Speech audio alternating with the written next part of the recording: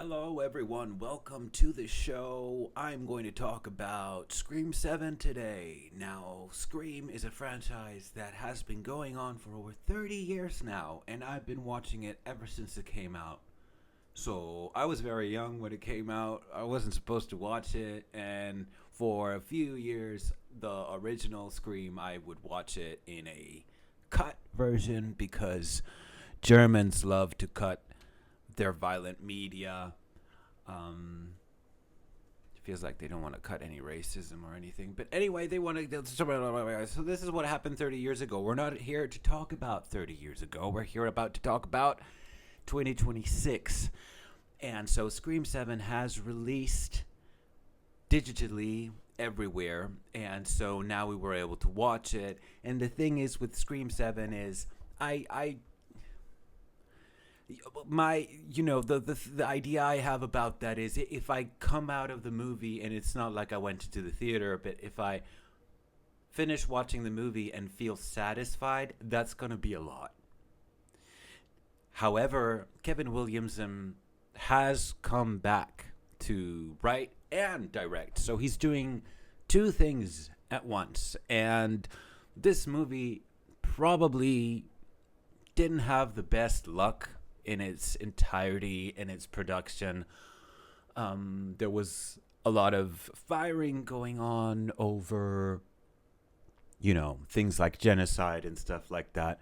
Apparently, the big studios don't like it when people speak out against genocide. So a bunch of people got fired, which already makes this movie a difficult watch since, meh. It's just not great. I don't find that to be the best uh, starting point for this movie. And so the firing, just a bunch of characters just vanished. The ones that were introduced in New York and the ones that were introduced in Scream. Now, I'm not talking about Scream 30 years ago. I'm talking about Scream 5 that should have been called 5, but no one called it 5, and now everyone's calling it 5 because it's stupid to have. I mean, I'm looking at Halloween as well. Like, sorry, Michael, but you have 3 movies, and 3 of those movies are just called Halloween. That's gonna be a problem moving forward, so we're just gonna call that one Scream 5. And that one was weird because they just introduced Billy Loomis back is in flashbacks, and I'm like, okay, do that, but did that even move the story forward? And is it plausible or even logical that Billy Loomis had a daughter? No, it's not. And these things kind of keep happening in this movie as well. There was a scene, Sidney Prescott is back. Neve Campbell is being paid a good amount to return since she took a break and didn't show up in New York, which is fine. But I always think that it's a great feeling to see the OG cast back. And I know in Scream 7 they brought a bunch of them back. And what I miss about the new movies, I'm talking about 5, 6, and 7, is that it really doesn't have much to say. It doesn't really have much to say about slashers, but that's probably because, I don't know, there are not many slashers out there that come to mind at the moment, right? Maybe you have Terrifier, but that's kind of like something else. And, like Jigsaw has been absent for a while. And so, I don't know. There's little about culture in this movie. And I thought they did this wonderfully in 1, 2, and 3. And this is something that I'm missing, right? I'm missing the commentary. I'm missing kind of the meta. It's here, but it's kind of like a joke here and a joke there, and it's not much beyond that. And it stays on the surface, and that's, well, you might like it, you might not like it, right? The kills, Ghostface, I think there are 3 killers in this movie. I'm really not sure. The character setup is absolutely horrible. Characters are introduced, you don't even remember their names, and then they get slaughtered, right? That's what they do. But it feels like slashers are like this in general. But this is a little on the nose because a lot of characters didn't have any build up, and so when you see them getting murdered and tortured and finally murdered after a long while, it's kind of like, yeah, okay, so they're dead. Okay, so we kind of only worry about the main cast, really, and the main cast is Neve Campbell as Sidney Prescott and Courtney Cox as Gale Weathers at this point. Right. It's like some of the, Scream 6, Scream 5, I don't know. Some of the other characters just show up in this movie like a cameo. You can really tell this movie was shot, and some people were available on these days and some people were available on other days. And it just kind of comes together. So the writing is just a little bit off in this one for me. I thought it was going to be clever or more clever because we are used to better scripts coming from Kevin Williamson, one of the masters of horror, right?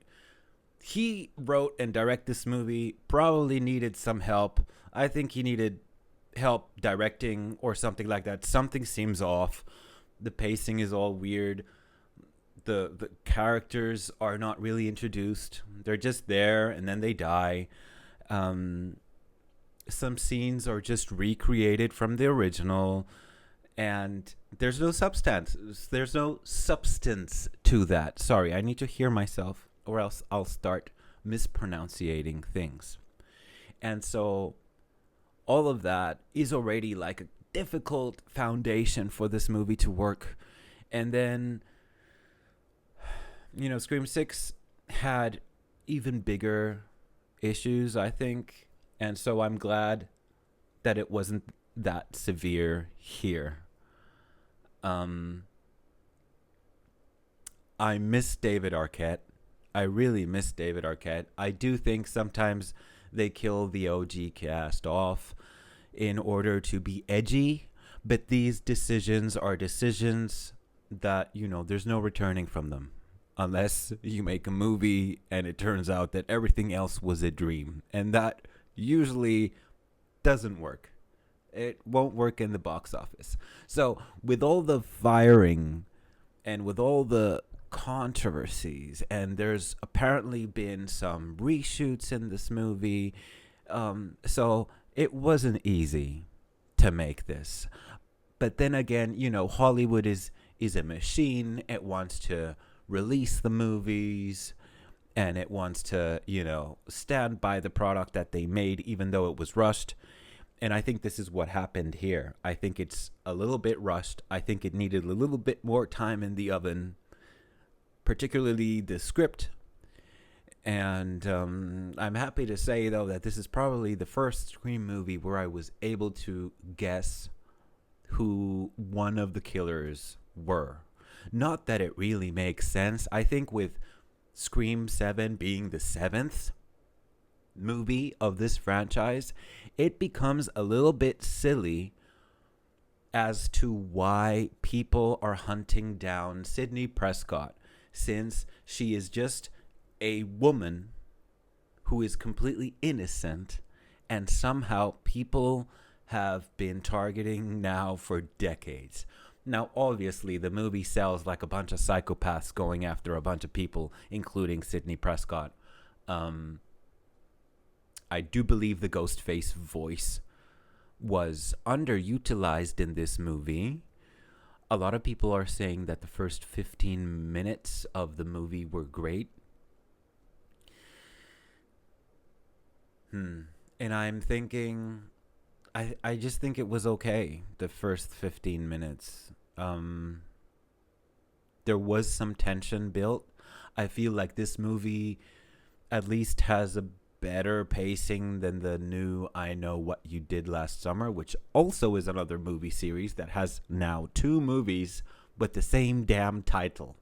Now, I know that it's all about nostalgia nowadays, but will it cost everyone in Hollywood to just come up with a better name? Right? I'm not talking about I Know What You Diddly Did Last Summer. Don't do that, right?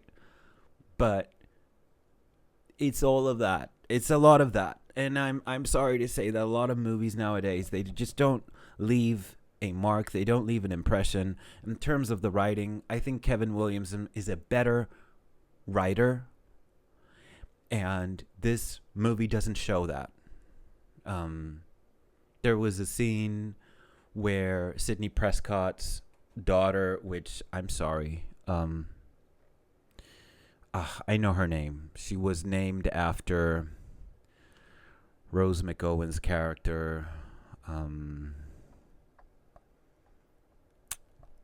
Paige or something. No, it's not that. Look, it doesn't matter what her name is. Sydney's daughter comes down from upstairs, and they build up this dynamic, this family dynamic, which I don't think it has. It's lost here. There's no reason for any of the conflict between the mother and the daughter to even happen. She comes down with a jacket that I think Sydney wore in Scream 2 or something, and so her reaction was like, "Huh, I know that jacket. I have forgotten all about that jacket." And it's just like she remembers the jacket and she sees her daughter wearing the jacket. It's not that deep. But her daughter is like, "Oh, you never let me do anything. Ah!" And she storms off. And I'm like, what's going on here? There's like a killer in this movie trying to kill people and hunt people. And I don't think there's time for this kind of whiny kind of stuff to be happening in this movie. Right? So, also, there was some of the, this is back in Scream 1, they said the people in slasher movies are just chronically stupid. They run up the stairs instead of out the door while they're being chased with a masked man in the fucking knife. And you know what I'm talking about. So, up to this day, I feel like there is that in each movie. Like, there's someone that really needs to do really stupid things and therefore die a horrible death. I also feel like the older movies were better at showcasing kind of like the crazy mind of these killers and their motives. And now it's just kind of very random. Like, I know the world has probably gotten more violent, or it just seems like it. I don't know. The movies are more violent. But other than that, I just don't know. I'd never understand why these movies need to come out. And I understand there's a lot of money going into these movies, but I just wish, considering this is such a big franchise with so many movies and so much money and, cultural influence as well, that I'm surprised that they just don't go back and do what needs to be done to make a good movie. And the thing is, the movie is not terrible. I mean, I'm not going to say it's terrible. But then again, I don't really understand why it was such a big success, because, Scream 8 is probably already a done deal due to the financial success of Scream 7. And it probably was so successful due to the nostalgia bait and due to Neve Campbell returning, because that's something we really wanted to see, even though, other character arcs have to be dismissed due to the controversies. It's weird that people get fired for just showing a little bit of humanity towards their other human beings on this earth.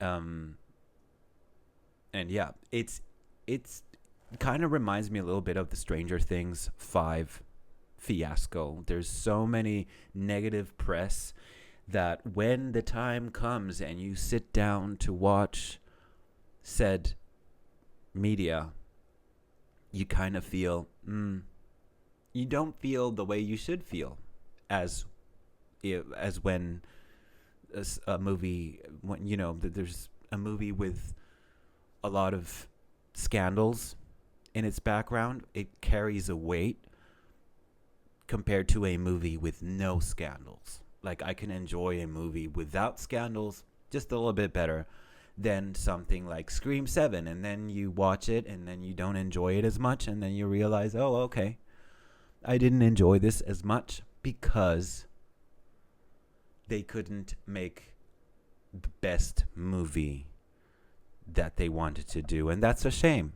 And I thought I wouldn't be talking so much about Scream 7. I would give Scream 7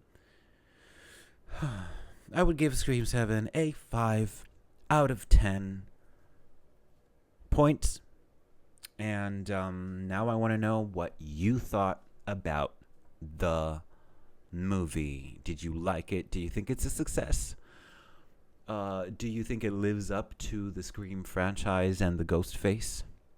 Let me know in the comments, because I really want to know, and I might get back to you if you leave a comment. So that being said, I have one last thing to say. I would like to thank my supporters, F78K, Karina, Johannes, Elif, are all my supporters on Patreon. And there was also someone who bought my my album off Bandcamp. I would like to thank Marcus for that. And I would also like to thank my sister Diana for also supporting me with my channel and all of the things that I do here. Now, all that being said, I think we've come to the end of the video, and therefore I'm going to say good night, everyone. Thank you so much for joining me today, and I hope I will see you soon.